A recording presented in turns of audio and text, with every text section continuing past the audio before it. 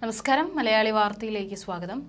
ഗാസയിലെ ആക്രമണം നിർത്തണമെന്ന് ലോകരാജ്യങ്ങൾ ആവശ്യപ്പെട്ടുകൊണ്ടിരിക്കെ ഇസ്രായേൽ നടത്തുന്നത് മറ്റൊരു നീക്കം. ആക്രമണം നിർത്താൻ ഇസ്രായേലിന് പദ്ധതിയില്ല എന്നാണ് വിവരം. വെടിനിർത്തൽ ചർച്ചകൾ നടത്തിയത് സ്വന്തം പൗരന്മാരിലും മറ്റു രാജ്യങ്ങളിലും ചില തോന്നലുണ്ടാക്കുക എന്ന ലക്ഷ്യത്തോടെയായിരുന്നുവെന്നും വിമർശനം ഉയർന്നു. ഗാസയിൽ ഇസ്രായേൽ ശക്തമായ മിസൈൽ ആക്രമണം തുടരുകയാണ്. അഭയാർത്ഥി ക്യാമ്പിൽ കഴിഞ്ഞ ദിവസം നടത്തിയ ആക്രമണത്തിൽ 80-ലധികം പലസ്തീൻകാരാണ് കൊല്ലപ്പെട്ടത്. ഹമാസിന്റെ നേതാവിനെ ലക്ഷ്യമിട്ടാണ് ആക്രമണം നടത്തിയത് എന്നാണ് ഇസ്രായേലിന്റെ ന്യായീകരണം.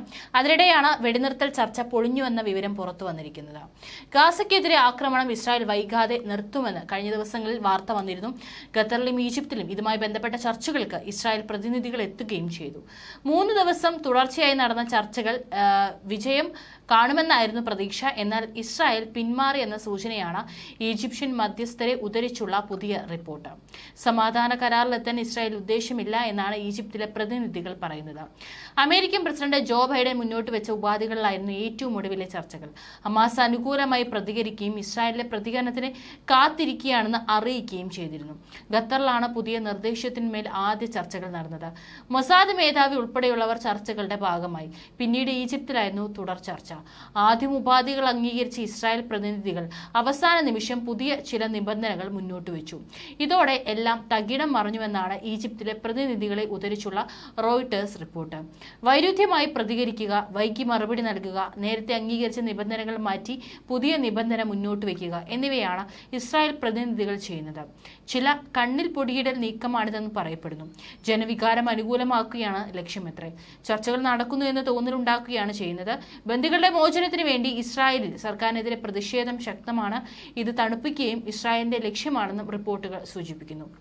അതിനിടെ ഇസ്രായേലിൽ നിർബന്ധിത സൈനിക സേവന കാലാവധി നീട്ടാൻ നീക്കം നടക്കുന്നു.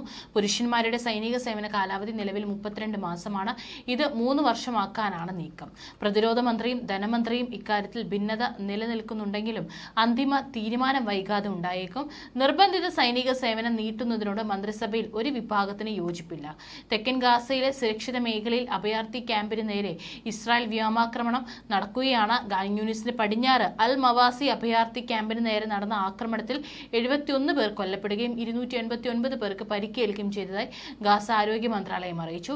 പരിക്കേറ്റവരിൽ പലരുടെയും നില അതീവ ഗുരുതരമാണെന്നും അൽ ജസീറ റിപ്പോർട്ട് ചെയ്തു. ഇസ്രായേൽ സൈന്യം സുരക്ഷിത മേഖലയായി നിശ്ചയിച്ചിരിക്കുന്ന മേഖലയിലാണ് ആക്രമണം നടന്നത്. പലസ്തീൻകാരുടെ താൽക്കാലിക കൂരകളും വാട്ടർ ഡിസ്റ്റിലേഷൻ യൂണിറ്റും ലക്ഷ്യം വെച്ചാണ് ഇസ്രായേൽ യുദ്ധവിമാനങ്ങൾ ആക്രമണം നടത്തിയതെന്നും ഗാസ സിവിൽ ഡിഫൻസ് വക്താവ് പ്രതികരിച്ചു. 5 ബോംബുകളും 5 മിസൈലുകളും ഇസ്രായേൽ സൈന്യം പ്രദേശത്ത് വർഷിച്ചതായി അൽ ജസീറ റിപ്പോർട്ട് ചെയ്തു. പരിക്കേറ്റവരെ നാസർ കുവൈത്ത് ആശുപത്രികളിലും പ്രവേശിപ്പിച്ചു.